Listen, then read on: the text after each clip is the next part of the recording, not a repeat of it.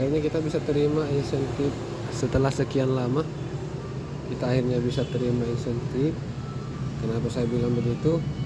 Karena target poin kita sudah tercapai 1950 poin, dan performa kita 93 atau di atas dari target 80%, dan penghasilan kita saat ini adalah 114.800.